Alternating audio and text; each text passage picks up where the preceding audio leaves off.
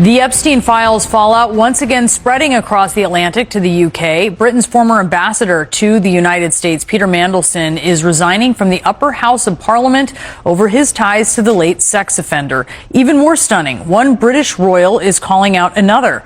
Prince Edward did not directly mention his older brother Andrew, who has been stripped of his royal title over his Epstein ties, but listen to Edward's comments to CNN at a summit today. I'm not sure this is the audience that is probably the least bit interested in that. So they all came here to listen to my education solving the future. But no, I think it's all really important always to remember the victims and who are the victims in all this. Andrew is facing more scrutiny after the latest document drop revealed this photo of him on the floor with an unidentified woman or girl. And the photographs at this point do not suggest any wrongdoing. Andrew has repeatedly denied any wrongdoing, but obviously a lot of questions raised here. CNN royal correspondent Max Foster is with us now from London. Max, give us the latest on the fallout where you are. Well, we've got lots of reports about Sarah Ferguson, Prince Andrew's ex-wife, but they were living together for a very long time, and she had lots of relationships with Epstein as well, coming out through these files. So, for example, she's talking about not having £20,000 for rent. She was desperate to get hold of that. So a very deep relationship there, much bigger than we thought. Here in the UK, the focus is much more on the former UK ambassador to the US, Peter Mandelson, because that has really roller coasted today. Initially, we heard a statement from the Speaker of the House. He read out a statement effectively from Peter Mandelson, who's a member of the House of Lords. Let's just have a listen to that.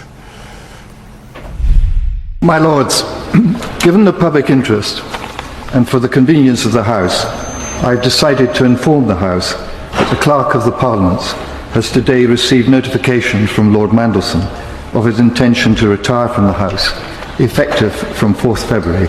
I will formally notify this to the House tomorrow in the usual way. So he leaves the House of Lords, he keeps his title of Lord, but in an extraordinary move, the Prime Minister has introduced legislation tonight calling for his title to be stripped from him too. Why?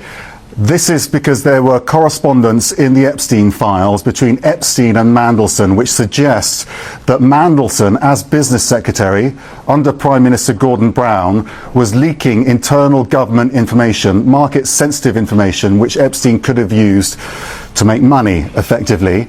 And the government launched an investigation, very quickly found correspondence which they were alarmed about. They've sent that to the police.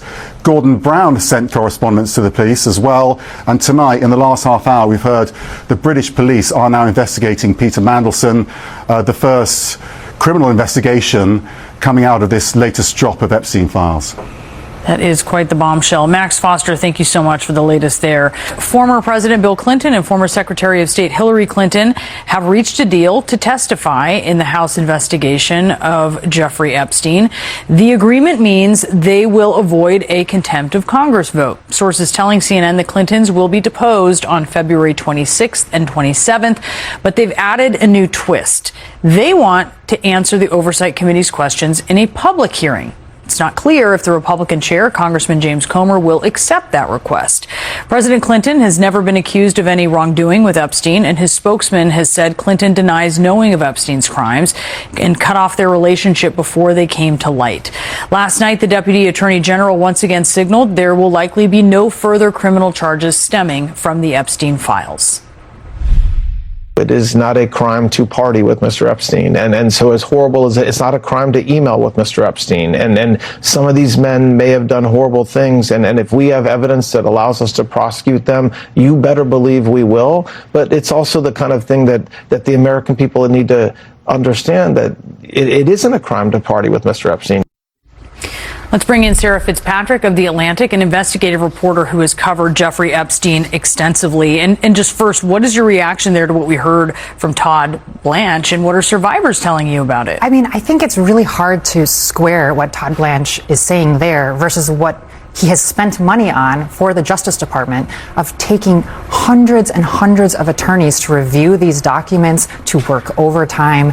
Like, if there's likely to be no charges, why was there such a huge commitment of resources that have been pulled away from other violent crimes and other things that are in desperate need of law enforcement attention? He says it's not a crime to party with Epstein. It's not a crime to email with him. That's certainly true.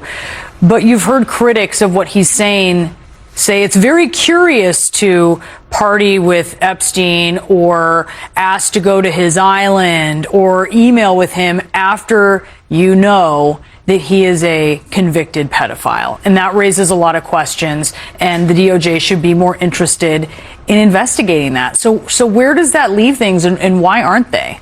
I think it's a very curious question that we have never gotten a good answer to. This investigation, unfortunately, has been mishandled by multiple administrations, both Democratic and Republican, at the local level and at the federal level. And so what I think it reflects is the Trump DOJ kind of came in that we're going to release these files, we're going to get to the bottom of this. And now we're seeing that there have been as far as we can tell, no major law enforcement steps taken. For example, the Clintons, I was talking to sources who have said, no, the Clintons have never been questioned by law enforcement, which, of course, you need probable cause. You need, certain steps need to be met before you would bring someone in for questioning. But it suggests a kind of lack of interest and a lack of following all of those leads. Anyone who was, especially because Epstein was charged, and Maxwell were charged with trafficking, which means the moving of people for the purpose of sex.